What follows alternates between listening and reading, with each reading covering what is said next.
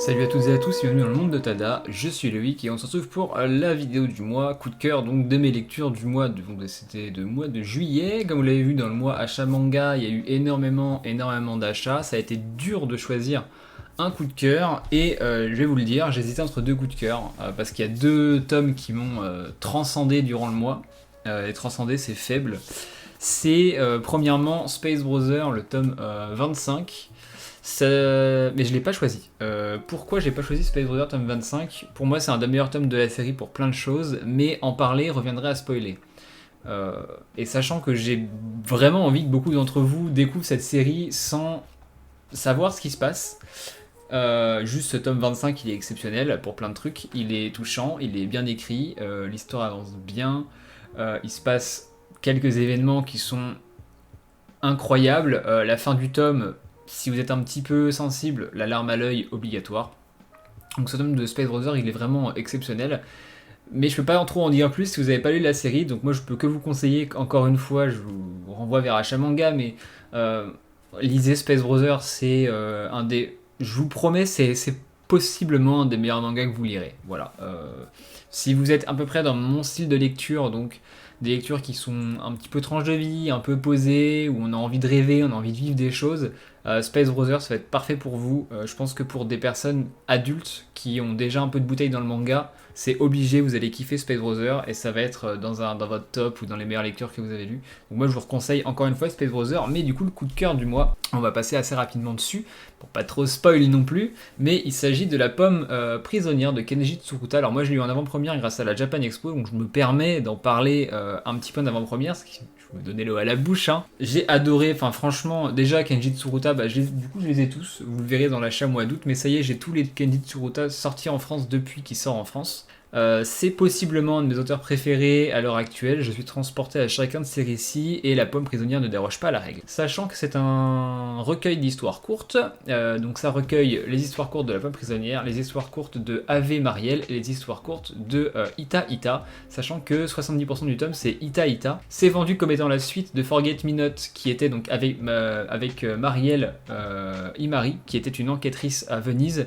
Pas du tout, voilà. Si vous n'avez pas pu vous procurer Forget Me Not, si vous avez quand même envie de lire du Tsuruta, vous pouvez très bien acheter ce tome et vous ne raterez absolument rien parce que les trois micro-histoires sur Marielle sont indépendantes de Forget Me Not. Vous allez peut-être pas avoir 2-3 refs, mais est-ce qu'on en a quelque chose à faire? Pas spécialement. Tsuruta, c'est plus l'ambiance qui prime. 70% du tome, c'est les histoires courtes qu'il appelle Ita Ita. Donc c'est des histoires de chats, de nus et de ruines. Vous verrez si vous lisez ça. Et l'histoire de la pomme prisonnière, c'est que trois petits chapitres, trois petites histoires à la fin, donc avec ce personnage-là, qui continue sur la lancée donc de nus et de chats. De toute façon, le bouquin entier se base sur ces mots-là. Si vous aimez les chats et si vous aimez le nu, voilà, c'est typiquement le genre de livre que vous allez kiffer.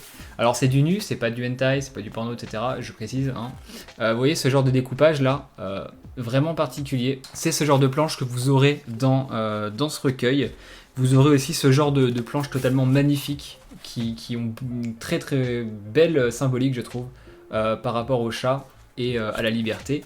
D'ailleurs, je trouve que les trois personnages présentés dans ce bouquin se rapprochent d'un comportement de chat parce qu'elles passent toute leur vie nues, à poil, dire le jeu de mots. Elles se comportent comme des chats, donc elles grimpent un peu partout dans les ruines et elles mangent un peu ce qu'elles trouvent, elles jouent, enfin elles passent leur temps à dormir et à faire ce que font des chats, donc somnoler, par moments ronronner aussi, enfin vous verrez quand vous lirez ça. En tout cas c'était pour moi un énorme coup de cœur et en plus de ça on a plein de petits textes en fait à l'intérieur. Je vais pas vous le montrer parce que vous allez peut-être pas tout voir, mais on a plein de petits textes à l'intérieur parce que c'est un recueil à moitié collaboratif. Le bon Kenji Tsuruta a convié plusieurs auteurs, alors j'ai les noms juste là, donc Asumiko Nakamura, Hiroaki Samura, donc l'auteur de L'habitant de l'infini, Shimoku Kyo, qu'on n'a rien eu en France, encore inédit, et Masakazu Ichiguro, l'auteur du génial A Journey Beyond Even, Terada Katsuya aussi.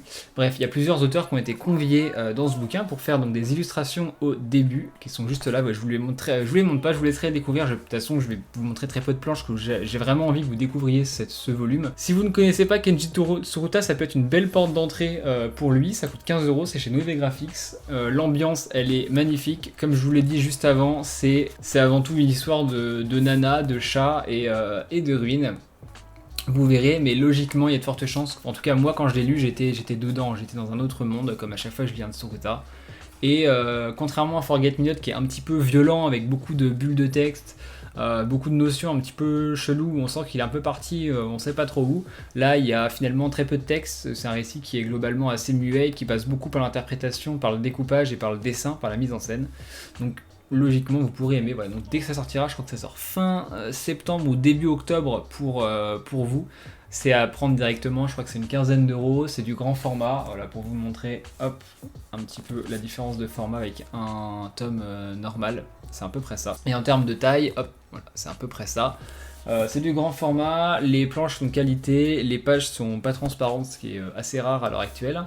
Donc c'est plutôt cool, la couverture est vraiment bien. Bref, c'était pour moi un véritable coup de cœur. Si vous aimez Kenji Tsuruta, n'hésitez pas à me le dire en commentaire. Je pense faire une vidéo sur lui dans le style de Tadanalyse. Enfin, vous verrez quand Tadanalyse sortira à quoi ça va ressembler. Voilà, puis si vous ne connaissez pas, ça peut peut-être vous correspondre. En tout cas, merci d'avoir regardé cette vidéo, c'était le coup de cœur du mois. Moi je vous retrouve très vite pour planning rapide. La prochaine vidéo sera l'achat manga du mois d'août et celle d'après sera la première Tadanalyse si tout se passe bien, et si c'est pas le cas, il y aura un trou de 2 à 3 semaines entre deux vidéos parce que ça prend du temps à faire les analyses. Surtout que là je suis rentré dans les tréfonds de l'histoire romaine entre autres, vous l'aurez compris si vous avez vu le sondage, ce sur quoi ça va porter. En tout cas moi je vous dis à la prochaine, c'était le Vic, lisez plein de mangas, n'hésitez pas à venir discuter avec moi sur les réseaux si vous avez des recommandations ou autres, toujours un kiff, et à plus, ciao.